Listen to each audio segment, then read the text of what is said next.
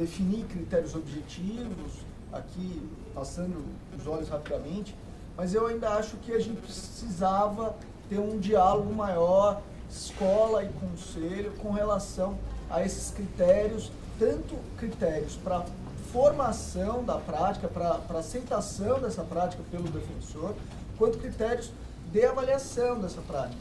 Se essa prática, uma vez apresentada, a consideração dela como satisfatória ficará somente ao cargo do orientador, qual será o critério dessa orientação, enfim, todas essas dúvidas que são até básicas, porque eu não consegui ler o ato inteiro, eu acho que são dúvidas que vários defensores do quinto concurso levantaram e que, na linha do que o Rafael Vernassi colocou, eu acho que valeria a pena a gente frear um pouco, dar uma dilatada no prazo, para a gente ter essa conversa, né? Respirar um pouco, não inviabilizar o projeto. Eu sei da intenção a respeito do prazo, nós temos aí até julho do ano que vem, é isso?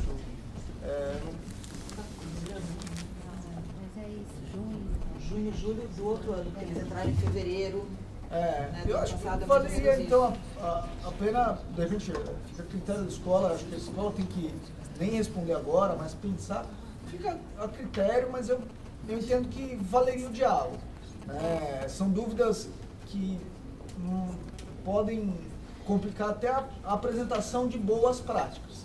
Então, mas talvez, Luiz, desculpa já não, te interrompendo, eu acho que até pelos e-mails que eu vi na lista, tal, as pessoas acho que não tiveram tempo suficiente para ler o ato e entender direito, né, do que a gente está falando. Porque a gente tomou alguns cuidados, por exemplo, os conceitos. Dos conceitos não ficarem por conta dos orientadores.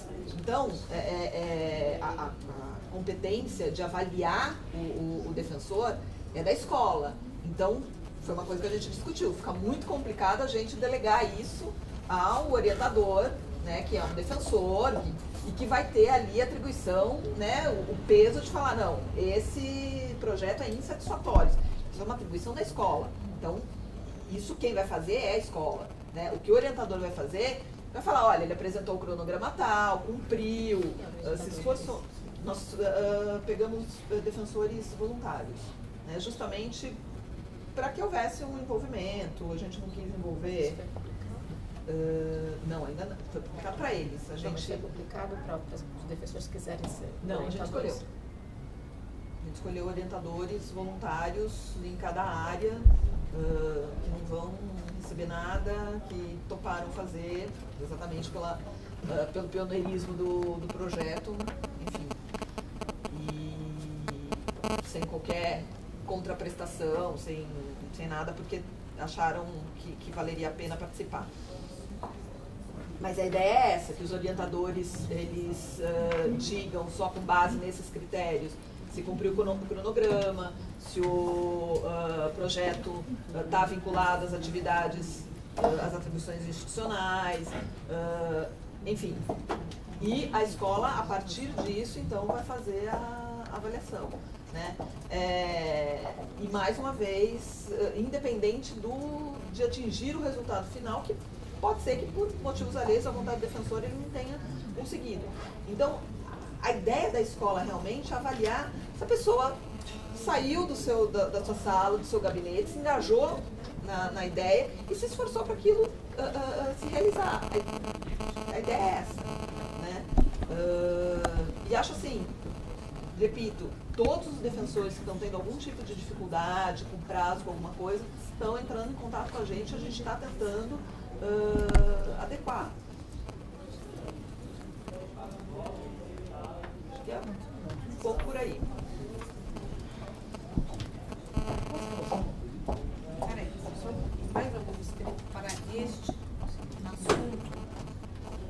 Eu queria indagar, parabenizar, viu, você, Cristina, pela forma sempre. Às vezes a gente discorda, não concorda em tudo, ninguém quer isso, mas sempre vindo ao conselho. Eu verifiquei, salvo se eu estiver enganado, que mais uma vez não se pensa num cargo de biblioteconomista para a EDEP.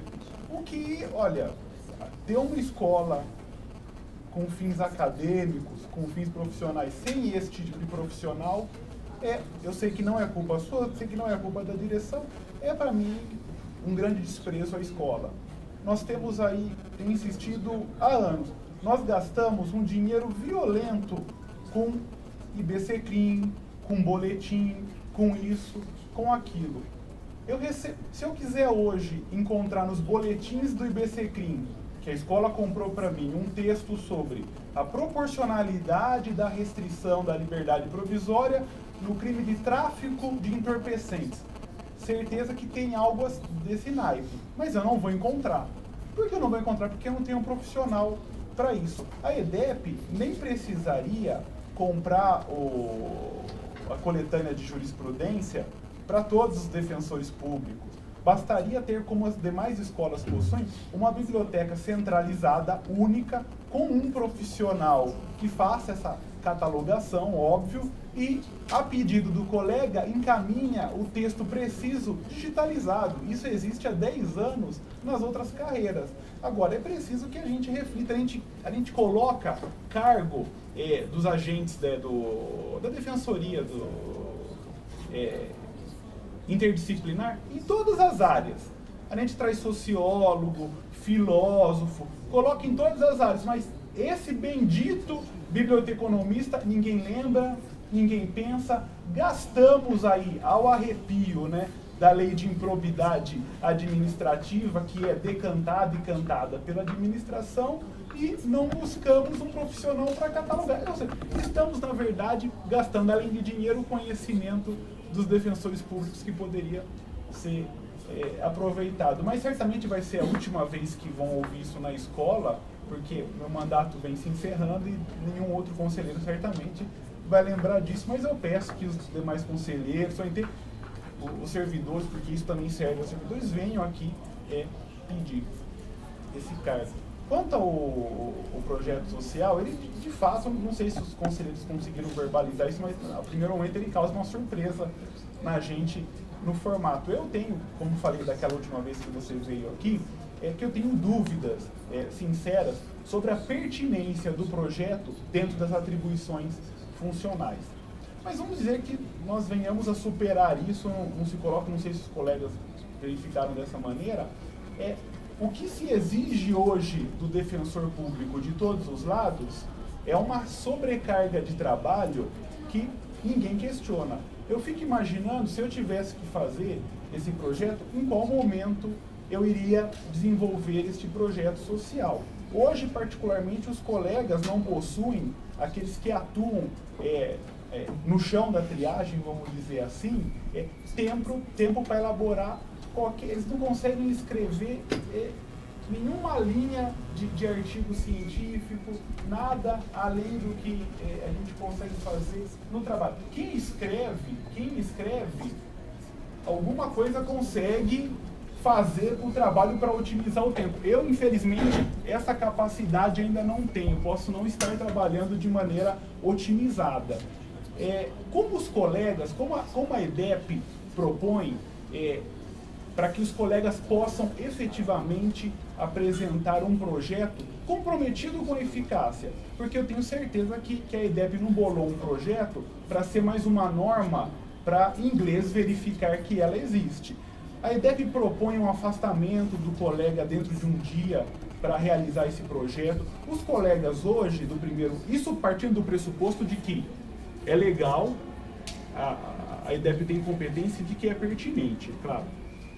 A EDEP verifica a possibilidade de um afastamento de dia a mais para que esse defensor público possa fazer, de fato, o projeto, porque alguns terão aí a diligência a ser realizada, terão que ir lá na comunidade, dialogar. Quando isso será feito? Então, em princípio, José Moacir, não. Em princípio, a gente, inclusive, estabelece no ato que o projeto tem que ser pensado, concebido, né, de forma a ser realizado sem prejuízo das suas atividades ordinárias. A ideia é essa.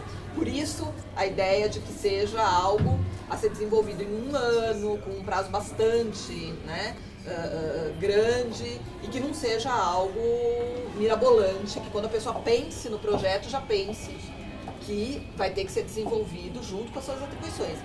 Eu entendo que isso faz parte das atribuições de todos nós. Todos nós, na verdade, deveríamos desenvolver projetos práticos com a comunidade, de educação em direitos, enfim. E os que acabam conseguindo também ou estão fazendo fora do seu horário ou estão fazendo em prejuízo, mas conseguem. Então eu acho que o defensor estágio probatório, considerando todo o prazo que ele vai ter para desenvolver, considerando que o que a gente está pedindo é algo bastante simples, não vai necessitar de um afastamento. E se, eu não respondi isso ao Vernaski, mas se houver necessidade de algum tipo de apoio na competição, de material gráfico, enfim, a IDEP é possível dar esse apoio, a gente dá apoio a vários eventos, é possível dar esse apoio, a IDEP vai dar todo o apoio possível. Mas acho que se o defensor conseguir pensar em algo simples, que ele consiga desenvolver em 1 ano, o prazo é bastante razoável, eu acho que é compatível com o desenvolvimento das atividades ordinárias. Ele não vai precisar de 1 dia por semana de afastamento. E, evidentemente, casos pontuais, chegar pra gente alguma coisa, a gente vai conversar com o sub para ver se é possível, se não é. Mas a ideia, em princípio, é que não tem. Em relação à biblioteconomista, a gente discutiu bastante isso na escola, até porque vieram os novos cargos, até porque nós recebemos uma visita do Conselho de Biblioteconomistas na escola, dizendo que a gente tinha uma biblioteca e não tinha um biblioteconomista. Eu tive que responder que a escola não tem uma biblioteca, tem um armário de livros. Não tem nenhum lobby, já adianto. A gente não tem uma biblioteca, a gente tem uma sala onde a gente deposita alguns livros, que essa aqui é a verdade, né? É aquela biblioteca, a gente até tirou, né? Estava escrito biblioteca, a gente colocou sala de reunião, né? Mas enfim, de fato, aquilo não é usado como uma biblioteca, os livros são bastante antigos. A gente, para fazer uma biblioteca, para organizar uma biblioteca física, na verdade a gente precisa de um espaço muito maior do que aquele, que suporte, tem questão de peso, tem um monte de coisa. E a gente considerou se era o momento de contratar uma biblioteconomista sem a biblioteca, ou se era melhor a gente pensar na biblioteca e depois na biblioteconomista. E como a gente só tinha 2 cargos, a gente resolveu privilegiar de fato nesse momento o planejamento e a questão das pesquisas e tal.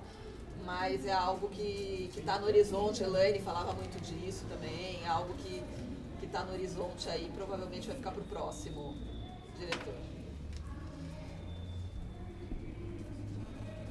Encerramos, conselheiros, essa parte. Podemos dispensar a Cristina? Bom, Cristina, obrigada pelas suas informações. Não por alongar, mas enfim, continuo à disposição, evidentemente, de todos, por e-mail, telefone, se quiserem que eu venha aqui. Acho que mais umas 3 semanas eu consigo vir. Obrigada. Aguardar. Cristina, obrigada. Conselheiros, nós fizemos aqui uma rodada de fala de conselheiros em relação a esse tema. Eu pergunto, podemos ingressar na pauta? Alguém ainda quer se inscrever para alguma consideração que não seja essa?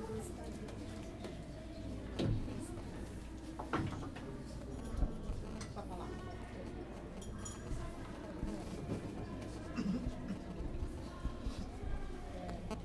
Eu recebi no dia de ontem uma mensagem da senhora coordenadora da Associação de Servidores da Defensoria Pública, solicitando que a Corregedoria Geral emitisse alguma orientação aos membros, servidores da instituição a respeito da Lei Estadual 12.250 de 2006,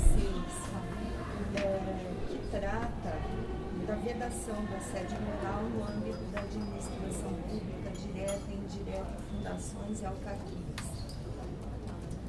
A coordenadora aqui presente, né, a Érica, em sua mensagem noticia que nessa qualidade ela recebe, de coordenadora da associação, ela recebe recorrentes relatos de possíveis situações de assédio moral. No entanto, sua mensagem não traz fatos concretos ao conhecimento da corregedoria. Até por isso, convidei-a a ontem comparecer na corregedoria para uma reunião e mais aprofundamento sobre a razão do envio dessa mensagem na corregedoria. Lógico, tem um teor bastante preocupante. A Érica aceitou o nosso convite, esteve lá já no final da tarde, provavelmente depois do expediente, ficamos também lá até a noite, não é? Conversamos bastante sobre essa situação e eu, em primeiro lugar, esclareci a Érica que a emissão de uma recomendação pela corregedoria sempre tem por base fatos concretos que passaram pela análise da corregedoria de uma forma ou de outra, seja em sindicância, processo ou algum expediente, ou de qualquer forma tenha chegado ao nosso conhecimento. Mas uma manifestação da corregedoria sem bases concretas, eu não vi assim uma viabilidade de se editar alguma recomendação, alguma orientação. Porém, nessa conversa,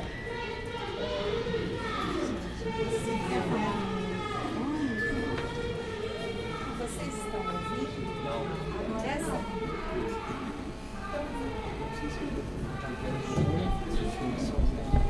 Não, tá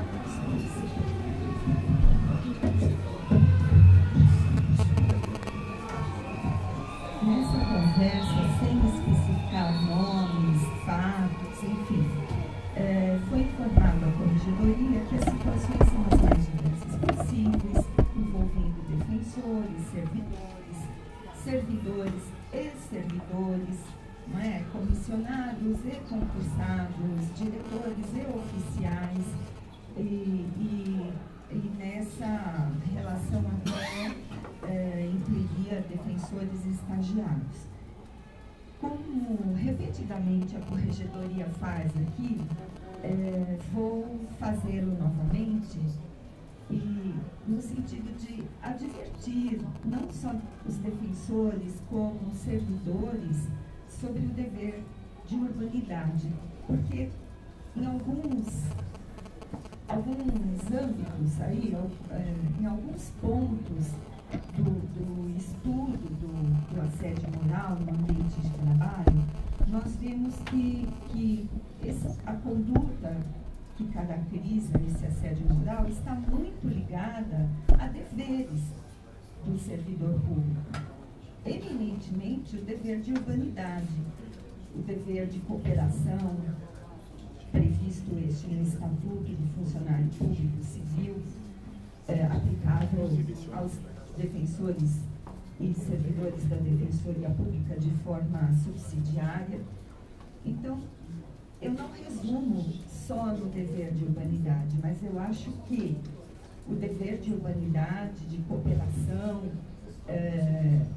a que estão obrigados defensores públicos e servidores da instituição, é o fundamental e dá causa, muitas vezes, a discussões ou a forma de tratamento mais áspera entre as pessoas, relacionamento difícil. E gostaria de lembrar também que a urbanidade, ela faz com que o ambiente de trabalho seja mais agradável, mais saudável. E todos nós somos responsáveis pela estruturação da Defensoria Pública, pela prestação do serviço ao assistido e à sociedade de forma mais eficiente, e que todos nós nós temos a nossa importância dentro dessa cadeia. O defensor público, ele não vai conseguir exercer as atividades dele sem essa estrutura.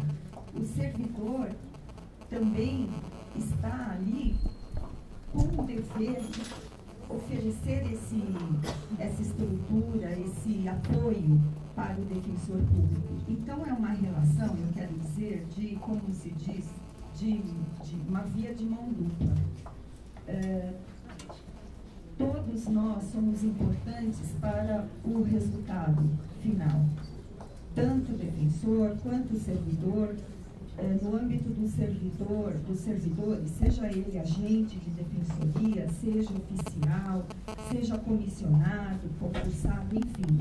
Cada um de nós somamos para que tenhamos esse todo, e um todo com estrutura e capaz de bem executar o serviço próprio da Defensoria Pública, a prestação do serviço aos nossos assistidos. Então, é nesse sentido que eu aqui quase faço um apelo aos colegas, aos servidores, aos estagiários, que não se esqueçam desse importante dever de urbanidade, que às vezes até se miscui na própria educação, né? Aquela educação que a gente recebe lá de berço, de família, na escola, nos primeiros anos da nossa socialização, na escola, no ensino fundamental, enfim. Eu me sinto até um pouco constrangida, com vergonha alheia de falar isso, né? Mas é uma questão de educação mesmo, transmudada para o regime jurídico disciplinar como dever de urbanidade. Mas gostaria de chamar a atenção de todos, repito, não só defensores, servidores e estagiários, a importância de observância desse dever de urbanidade. E seria também bem interessante que todos procurassem, né, na internet a lei 12.250 de 2006 e conhecessem o seu teor. Acredito que nem todos ainda tiveram curiosidade de conhecer. E digo também, Érica, que essa é uma questão que, no meu modo de ver, até transcende a corregedoria. É uma questão que deve ser abraçada pela instituição e deve ser inserida nos programas, seja da escola, do RH, de conscientização, não é? Agora, volto a dizer, sua mensagem entendo que foi muito importante, porque permitiu que eu, embora não conheça fatos concretos, mas você relata que são recorrentes, foi importante porque me deu a oportunidade de hoje estar falando aqui desse tema.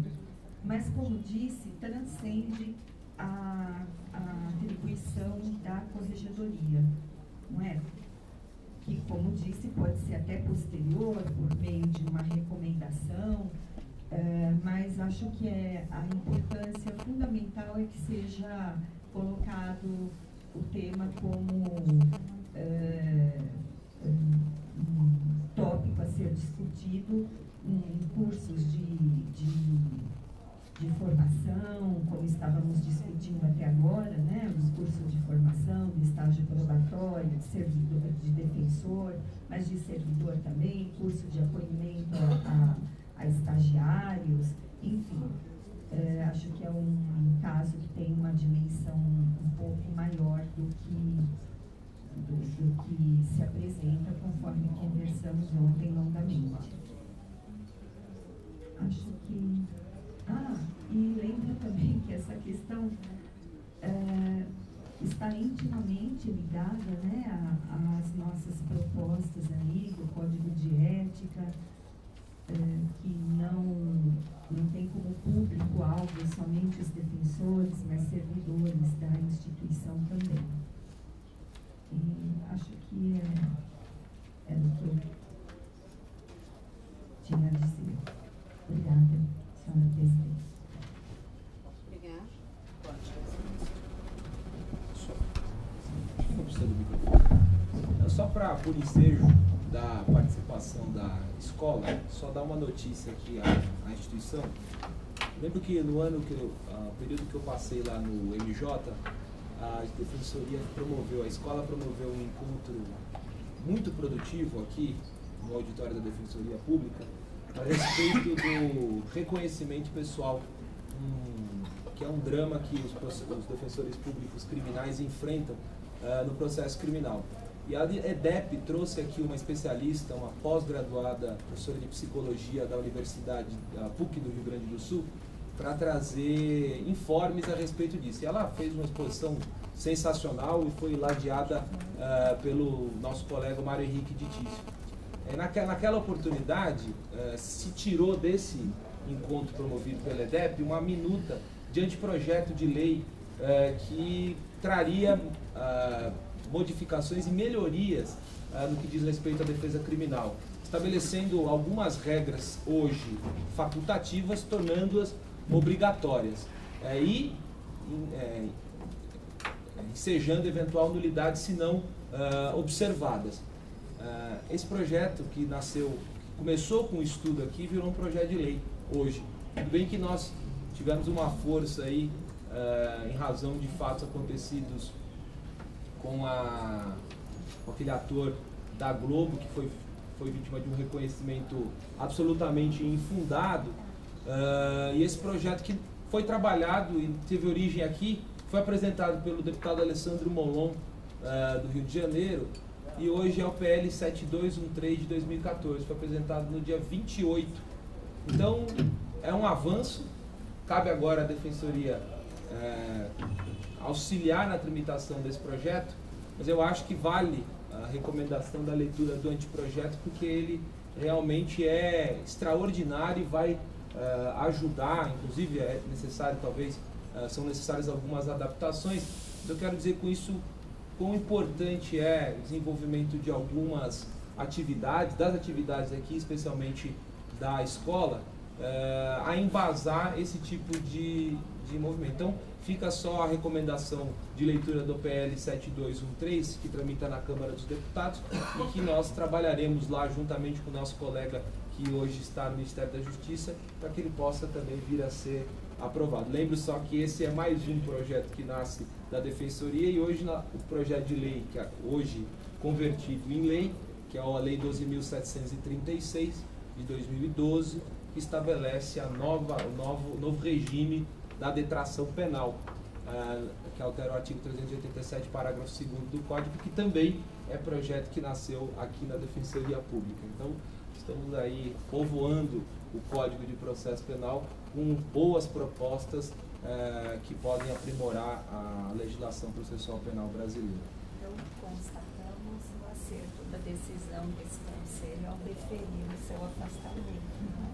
Não foi por obra, não foi por obra minha, foi um projeto apresentado, mas a EDEP teve a total participação nisso, porque não tivesse trazido essa profissional que delimitou e conseguiu nos dar o suporte científico para o projeto ter esse embasamento, isso com certeza não se viabilizaria.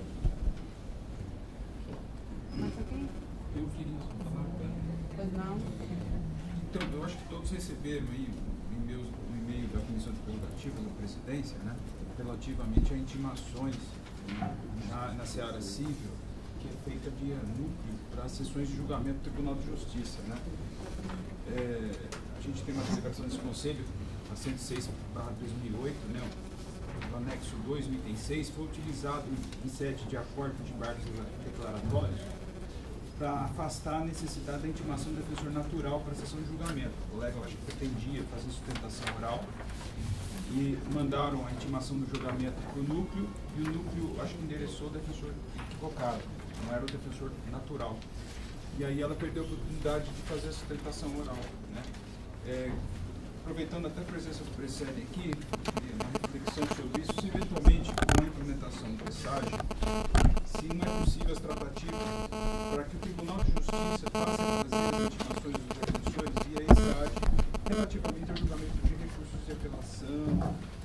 embargos infringentes, etc., na seara civil. Hoje, salvo se o processo não for físico, ainda não é, porque não tem, ainda as intimações, por exemplo, no próprio habeas corpus, a intimação continua sendo física, eles estão migrando para informatização. Eletrônica? Agora, se o processo, a regra de ouro do processo digital é, se é digital, começou digital, é tudo digital. Agora, se ele ainda for físico, as intimações ainda seguem o padrão físico. É porque as intimações pelas deliberações desse conselho que foi aportado pelo Tribunal de Justiça são via núcleo, né, para essas sessões de julgamento. Né? Inclusive, o colega da Comissão Prerrogativa sugere eventual revogação disso, né? Porque fere aí a questão do direito à intimação pessoal. Acho que esse conselho deveria refletir sobre essa deliberação aqui, porque essa deliberação está sendo usada, inclusive, para negar recurso, porque alega que esse conselho fez, os mandatos de intimação de precedentes do Tribunal de Justiça de São Paulo, referentes à data de julgamento de recursos e revisões criminais, elaborados pela Defensoria Pública, serão recebidos pelo Núcleo de Segunda Instância e Tribunais Superiores de São Paulo, cabendo-lhe promover a comunicação do defensor público natural. Posso fazer uma explicação sobre isso, que eu acho que é bem pertinente. Cabe a reflexão. Eu concordo integralmente que a gente tem que lutar aí pela nossa intimação, a intimação do defensor natural via processo digital, porque a gente sabe que na prática a intimação pessoal, por mais que a defensoria ingresse com medidas judiciais, na prática ela muitas vezes não acontece por um problema histórico do Tribunal de Justiça, de falta de oficial e etc. Eles estão querendo migrar justamente para o digital, para não ter essa questão, para dentre outras razões, claro. O medo que eu tenho é de que, se revogado, a gente não recebendo mais nem no núcleo, passe a um estado que antes vivíamos, que não conhecíamos sequer o que ia ser julgado. E aí os defensores sequer conseguem se preparar para a sustentação. Então, assim, bem em bom português, foi dos males o menor, porque nunca se intimou ninguém, não havia intimação de data de julgamento. Eu corto o dedo da minha mão que o tribunal não fará, e ali nós achamos uma solução intermediária. Bem, já que vocês não fazem isso, a gente já ingressou com várias medidas, não adianta, eles não têm oficial de justiça para fazer. Então, já que vocês não fazem, entreguem para o núcleo, que o núcleo ao menos consegue redistribuir para os defensores. Foi, de fato, uma solução caseira, não é a melhor, a prerrogativa não está sendo respeitada, como várias outras situações que nós temos, que não são as mais adequadas, mas, lamentavelmente, é para resguardar ainda o direito do usuário, do réu, do assistido, enfim. Porque a gente tem queria entender do que você era, se quiser falar. No caso da Ângela, isso. Então, o que me parece aí é que, independentemente da nossa deliberação ou não, me parece não, tenho convicção disso do ponto de vista jurídico, e pelo menos jurisprudencial. A intimação da Defensoria Pública não é intimação pessoal física do defensor público, é intimação pessoal da instituição mediante remessa dos autos, dentro de uma razoabilidade, claro. Não vai se intimar um defensor de Campinas em Presidente Prudente, porque você inviabiliza e foge da razoabilidade. Agora, me parece que, se nós revogarmos aí essa deliberação, além desse incômodo que a Daniela trouxe, que de fato é real, que hoje o cível recebeu uma capacidade de articulação e de intimação muito maior do que existia anteriormente, em razão da concentração desses atos no Tribunal de Justiça.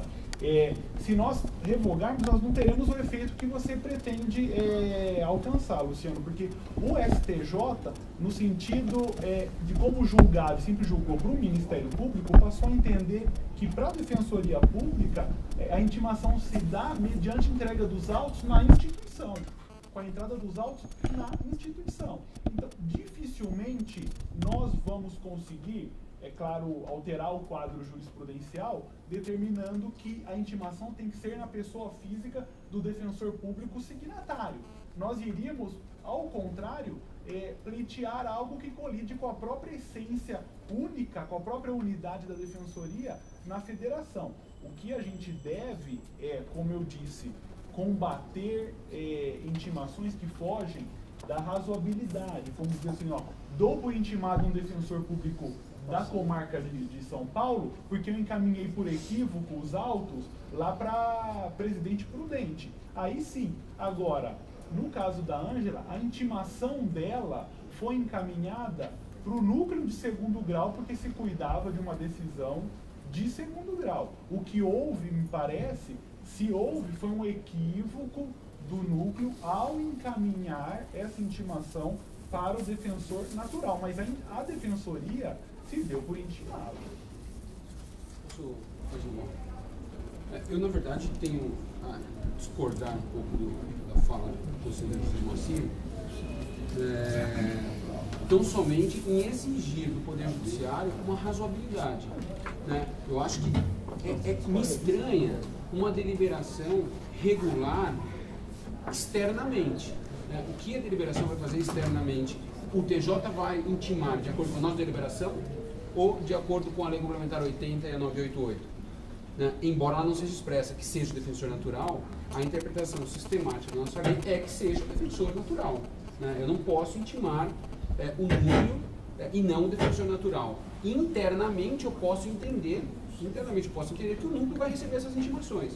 E como a gente vai fazer com que o TJ direcione ao núcleo é uma coisa. Agora, fazer com que o TJ intime o núcleo e não o defensor natural, né? E por um equívoco, o núcleo não intima o defensor natural, o prejuízo é da instituição também. Não sei se vocês estão entendendo que é só no que diz respeito à data de julgamento. Não, tudo bem. Não, de atos. Eu entendo. Na verdade, eu vou além, né? Eu acho que deveria vir, inclusive, com os autos. Que isso não vem. Chega uma intimação lá com acordo somente. Não, normalmente as intimações são feitas por AR, né? E acho que os defensores estão livres e devem recorrer nesse caso concreto. Ela recorreu e já foi julgado. Não, Daniela, mas Daniela, eu também concordo que cabe ao defensor recorrer, mas eu acho importante também a gente articular uma política nossa de exigir que o tribunal faça as intimações pessoais ao defensor natural, como também encaminhe os autos, como ele faz na área criminal. Eu acho também que a gente deve, nós já tentamos, mas eles não fazem. Eu sei que é difícil. Eles fazem por AR. Isso que eu tô falando. Eu não sei. A gente criminal diferente, tem Por que no criminal é possível? Mas aqui, não se iludam que essa briga no STJ é já sacramentada por décadas, hein? Não se iludam. Mas a gente tem que se debater. Conselheiros, podemos encerrar aí para a ordem do dia? Daniela, eu só queria fazer um informe que a PADEF vai estar presente semana que vem em Brasília. Eu estarei indo terça-feira junto com os dois diretores para acompanhar a tramitação da PEC das comarcas, que trata, como nós sabemos, a presença dos defensores de todas as comarcas e também da iniciativa de lei para a Defensoria Pública. Estaremos fazendo trabalho de bastidores com os deputados da bancada paulista na terça-feira. Participaremos de um AGE na ADEP. E quarta-feira acompanharemos a possível votação em segundo turno na Câmara dos Deputados. São essas informações. Tá, ok. Obrigada. Bom.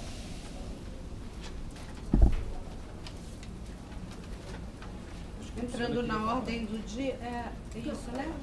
Exatamente isso. A preocupação é que a gente, na semana passada, combinou de avançar na votação do processo. O Conselho está mobilizado para poder acompanhar e queria chamar a atenção do Conselho. Conselheiros, eu sugiro a inversão da pauta para que possamos... Temos pessoas que querem acompanhar essa discussão da proposta da ouvidoria.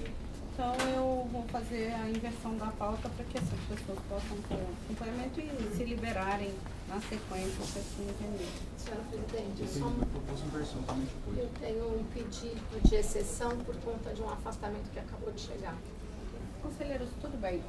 Podemos fazer a discussão aqui primeiro e deixo uma meia hora para depois a gente conseguir... Meio-dia... Nós temos uma hora livre aqui para fazer. Eu proponho que a gente estenda alguns 15 minutos, se for o comissão caso. eleitoral. Precisa. Tem razão. Tem que ser hoje. Querem estabelecer um teto, então, aqui para as discussões? 1 hora e estendemos um pouco mais para fazer as exceções à pauta e comissão eleitoral? Então, Não necessariamente inversão.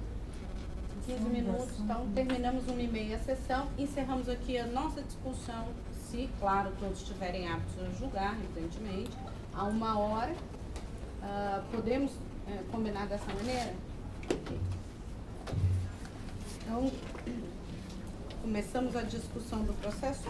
Mais uma vez, conselheiros, passando aqui o número do processo, da proposta de ouvidoria. 262. 262, está aqui. Então, Conselho Superior, processo 262 de 2013, ouvidoria geral é a interessada, proposta de deliberação visando a instituição de transparência nas sindicâncias e processos administrativos. A relatora era o conselheiro Davi, que agora é substituído pela conselheira Denise. Foi apresentada a proposta pela ouvidoria, voto do relator, posteriormente houve voto da corregedora e estamos hoje para as considerações. Então, em discussão, prorrogamos na última sessão, em discussão, está aberta a palavra. Eu não sei se todos receberam, eu encaminhei a tabela comparativa que o Luciano havia pedido no final da última sessão. Não sei se todos estão com esse... Não, eu não. Quantos mandam? Mandei na sexta mesmo, durante a sessão. Essa tabela, ela só contém a proposta da ouvidoria, o texto atual, a proposta da ouvidoria e a proposta do relator, do Davi. Porque a falta ela não apresentou a proposta da... Não, acho que tem duas. A minha proposta está no texto do meu voto. Seria interessante depois, então, a corregedora destacar, quando no momento apropriado, nós tivermos que fazer a votação deste tópico, a corregedoria, então, destaca para que nós possamos individualizar essa sua proposta. Okay? Bom, são abertas as discussões, inscrições.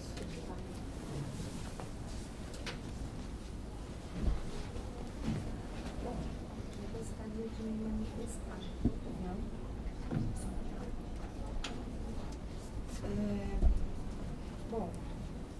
Reforçando o posicionamento da Corregedoria Geral quanto à inviabilidade jurídica deste Conselho Superior editar deliberação contra a LEGE,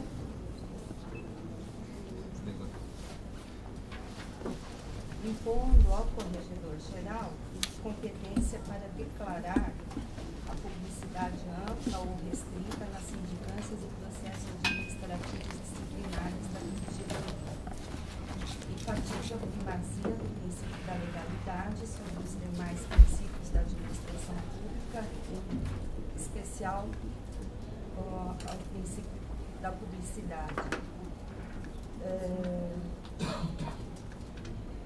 Além dos argumentos já expostos em meu voto de vista, observo que o regimento interno do Conselho Superior não é a sede própria para tratar de competência do Corregedor Geral, mesmo porque não há previsão legal para este colegiado adentrar na esfera da autonomia administrativa da Corregedoria Geral e no campo de atuação funcional do Corregedor Geral. Repiso que somente foi possível ao Conselho Nacional de Justiça fixar as atribuições do ministro corregedor em razão de autorização explícita prevista no parágrafo 2º do artigo 1º, aliás, do artigo 5º da Emenda Constitucional 45 de 2004. Caso contrário, a postura do CNJ seria manifestamente ilegal, como reconhecido no próprio voto da ADIM 4638.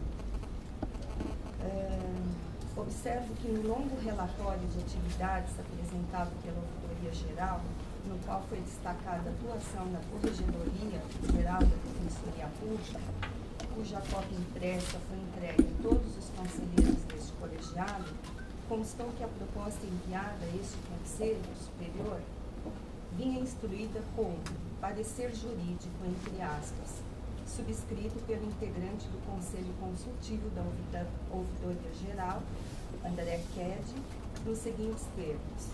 A petição sobre a necessária publicidade de PADs trazia um parecer jurídico formulado pelo conselheiro da Ouvidoria, André Ked, produzido em resposta à consulta sobre o tema formulada pela Ouvidoria Geral já em abril deste ano. Na sequência do parecer, reiterando a disposição constitucional da publicidade dos processos e defendendo a autonomia da Defensoria para disciplinar a questão internamente, a exemplo do que já praticado em outras instituições do sistema de justiça, havia uma proposta de deliberação. Teve início dessa maneira o processo CSDP 262/2013. A questão, portanto, é eminentemente jurídica e assim deve ser tratada por este colegiado. No entanto, o supra-mencionado parecerista, na sessão do dia 28 de fevereiro, frisou o caráter político dos fatos aqui discutidos. Visto que a questão é eminentemente jurídica. A razão para a mudança de foco jurídica para política, e me lembro bem dessa afirmação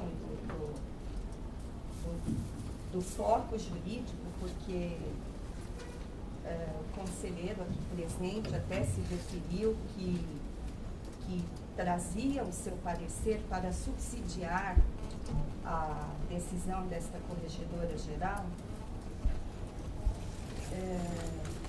Parece-me que se fundamenta em premissas equivocadas, como exaustivamente demonstrei em meu voto vista. Aceitar que a publicidade restrita prevista na lei complementar é inconstitucional implicaria admitir que também o é aquela prevista em outros diplomas legais em vigor, como dei diversos exemplos no meu voto. Bem, solicito a todos que deem a devida atenção ao exame dessa matéria. Sei que o momento atual é repleto por outras importantes questões institucionais, porém nunca é demais lembrar que é possível o controle de legalidade dos atos administrativos, não só pela administração pública, mas também indiscutivelmente pelo Poder Judiciário, com as consequentes repercussões. E gostaria aqui de fazer um pedido à senhora ouvidora que proporcionasse também a publicidade do voto desta corregedora geral, da mesma forma como foi dada publicidade à postura contrária da corregedoria no relatório apresentado. Enfim, me sinto até na obrigação e no direito que os conselheiros, né, do Conselho Consultivo da Ouvidoria, do Conselho Estadual, todos tiveram tivessem acesso, porque ali foi dado destaque a uma posição unilateral.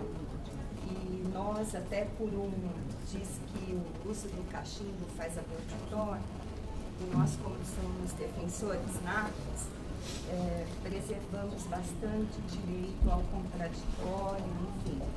E gostaria que o voto da corregedoria tivesse a mesma publicidade que ganhou o parecer do Dr. André Ked.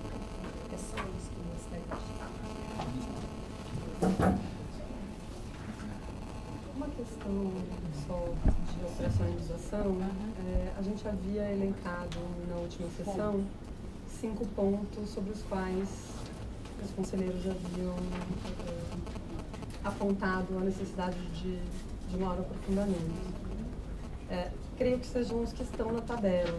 É possível projetar também. Sim. A gente A minha ideia é fazer ponto por ponto, artigo por artigo, porque são poucos. Antes, talvez, a gente colocando aqui para o debate a questão principal, que é a proposta da ouvidoria e o voto da corregedora. Porque a proposta do relator, ela é uma publicidade mitigada, digamos assim. Então, acho que a questão preliminar é se é possível aqui o conselho dizer da publicidade, essa é a preliminar, ou não. Entendendo que sim, que é possível, aí vota-se o voto do Davi, a proposta do Davi, que é o relator. Podia colocar a Sara também? A Cris está pronta para colocar. Ah, tá ótimo. E até então, para a gente avançar no debate, a gente colocar o seguinte, tem um voto que você colocou, que é da segunda sub, de que é uma publicidade mitigada. O voto da Márcia veio, eu acho que eu ainda realmente não fui em posição, mas com vários argumentos consistentes e que inviabilizariam o voto dessa publicidade mitigada. Eu queria que fosse esclarecido, então, ou pela segunda sub, ou por alguém da administração, o que seria um contraponto ao voto da Márcia para sustentar essa publicidade mitigada. Porque eu acho que o voto da Márcia, ele acrescentou muita coisa em relação ao voto do Davi, que o voto do Davi, acho que ficou sem resposta. Eu queria saber se a segunda sub continua mantendo esse voto e quais seriam os argumentos para superar os votos da Márcia. O voto do Davi, é uma pena que ele não esteja aqui. Na verdade, não é um voto, ele é o relator do processo. Ele propõe uma publicidade mitigada baseada no seguinte argumento. Ele entende que o Conselho não pode, de fato, declarar a inconstitucionalidade, mas que, em razão da Lei do Acesso à Informação, seria possível a própria Corregedoria abrir... É o que ele fala. Sim. É o que ele fala. Pode olhar, ele entende que o Conselho não tem competência, ele diz não se trata do Conselho declarar a inconstitucionalidade, mas há uma lei, que é a Lei de Acesso à Informação, que respalda uma decisão fundamentada da Corregedoria no sentido de, naquele caso concreto, decretar o sigilo. Ele entende que é possível a publicidade, mas que a Corregedoria poderia, em razão da privacidade, percebendo que há uma questão que afeta a integridade, a privacidade da pessoa, decretar mas isso isso não tange a sessão de julgamento, né? Não. A princípio A princípio é público, ele já no primeiro dispositivo já... Não, mas é o artigo 52. Só falar uma coisa.